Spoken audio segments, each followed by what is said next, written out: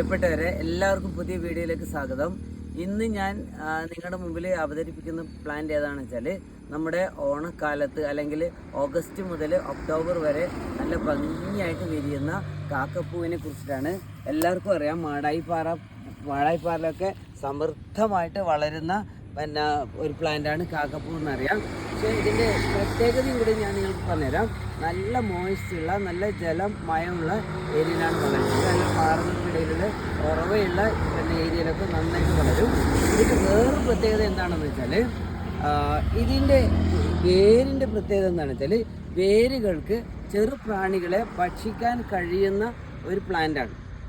അതായത് യൂട്രിക്കുലേരിയ റെറ്റിക്കുലേറ്റ എന്നാണ് ഇതിൻ്റെ ശാസ്ത്രീയ നാമം.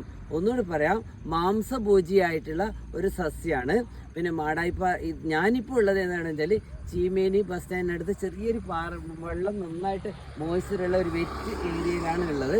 അപ്പോൾ അവിടെ കണ്ടപ്പം ഞാൻ വീഡിയോ ഷെയർ ചെയ്തെന്നുള്ളൂ. അതുപോലെ തന്നെ മാടായിപ്പാറകളിലൊക്കെ ഈ പൂവ് അമിതമായിട്ട് നശിപ്പിക്കുന്ന ഒരു അവസ്ഥയിലേക്ക് വരുന്നുണ്ട്. പക്ഷെ അത് നല്ലതല്ല. കാരണം ഇതൊക്കെ ചിലപ്പോൾ അന്യം നിന്ന് പോയി കഴിഞ്ഞാൽ ഇതിൻ്റെ ഭംഗി ഓണപ്പൂക്കളിൽ പ്രധാനപ്പെട്ട ഒരു പൂവും കൂടിയാണ്.